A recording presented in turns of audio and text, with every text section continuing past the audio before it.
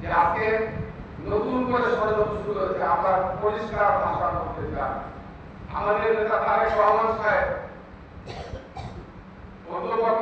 Doctor ইউনূসের সঙ্গে যে meeting হয়েছে ফেব্রুয়ারি মাসের রোজার আগে, আগামী রোজার আগে নির্বাচন অনুষ্ঠিত হবে।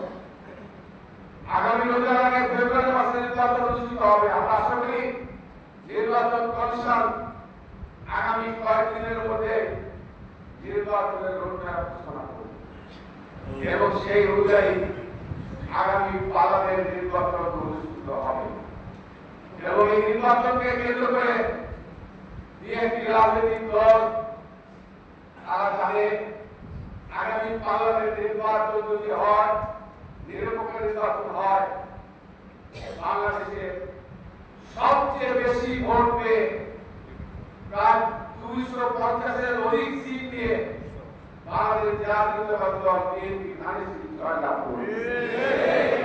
এই জন্য অনেকেই ভয় আছে বিএনপি তো ক্ষমতায় গেলে সর্বনাশ করবে।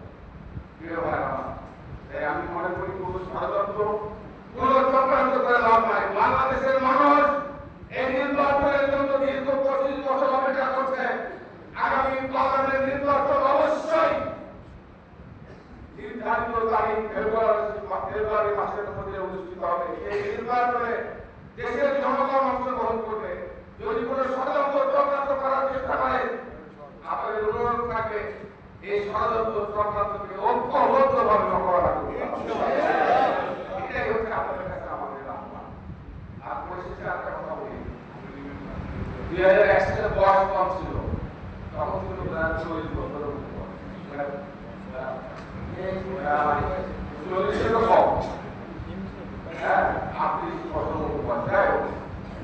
আমি অনুরোধ করবো, আমার বয়স 60-এর উপরে হয়ে গেছে, আমি আপনাদের অনুরোধ করবো, বিশেষ করে মুরব্বী ভাইরা যারা যে এখানে আছেন, আমি চেষ্টা করবো প্রতিটা গ্রামে গ্রামে আপনাদের সঙ্গে দেখা করা।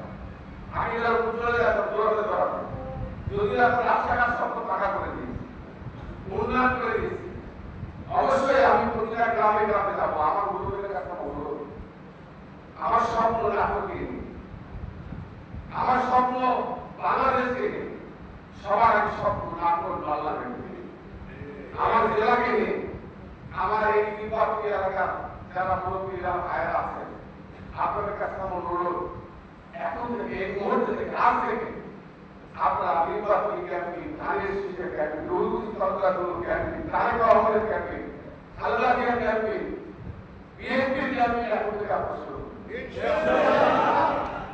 ইনশাআল্লাহ। কারণ আমি আপনাদেরকে আশ্বস্ত করছি, এর আগে রাস্তা দিয়েছি, বিদ্যুৎ দিয়েছি, এবার আল্লাহ যদি আমাকে সুযোগ করে দেয়, আপনাদের সন্তানরা যারা এডুকেশন করে, বিএ পাস করে শিক্ষিত হয়ে ঘরে বসে আছে, আপনাদের সন্তানদেরকে আর ঢাকা মুক্ত হতে হবে না, মুক্ত হতে হবে না। আপনাদের সন্তানের কর্মসংস্থান আল্লাহ যদি আমাকে বাঁচিয়ে রাখে, আপনারা যদি আমাকে দায়িত্ব দেন, আমি ওয়াদা করলাম আপনাদের ছেলেমেয়েরা শিক্ষিত হয়ে বাড়ি থেকে চাকরি যেন করতে পারে তার ব্যবস্থা আমি করবো ইনশাআল্লাহ। আমি আপনাদের কাছে অনুরোধ রাখতে চাই, আপনারা আগামী দিনে সবাই ঐক্যবদ্ধ থাকবেন। অনুরোধ থাকবে অনেক আজকে এই ক্লাসের পরে সব আর আমি আমরা এই হাইব্রিড কিছু লোক নিয়ে খুব বিপ্লব, কিছু লোক বিভিন্ন অঞ্চলে চাঁদাবাজি, বিভিন্ন রকম দখলদারিত্ব করছে, বিভিন্ন শারীরিক বিচারের নামে বিএনপির নাম দিয়ে বিভিন্ন জায়গায় সমস্যা সৃষ্টি করছে। আমি আপনাকে বলে দিচ্ছি, আমি রুহুল তালুকদার আমার কানে যদি আসে তাদের বিরুদ্ধে ধরে অভিযোগ, আমি মসজিদে দাঁড়িয়ে অবহেলা করছি, তাদের বিরুদ্ধে আমি কঠিন ব্যবস্থা গ্রহণ করব। দুর্নীতির মাধ্যমে ক্ষমতা বসার চেষ্টা করি, কখনো দুর্নীতি করি, অন্যায় কাজ করি, আমার আদর্শে কখনো কোনো অন্যায় কাজকে আমি পোস্ট করে দিই, কখনো ক্ষমতা থেকে কারো খুন করা, কারো উপর হামলা করা, কারো উপর ক্ষমতার অপব্যবহার করা, এটা কখনো আমি করি নাই। এবং আমি আজকে কথা দিচ্ছি, আগামী দিনে মৃত্যু আগ পর্যন্ত আল্লাহ যদি আমাকে ক্ষমতা রাখে, কোন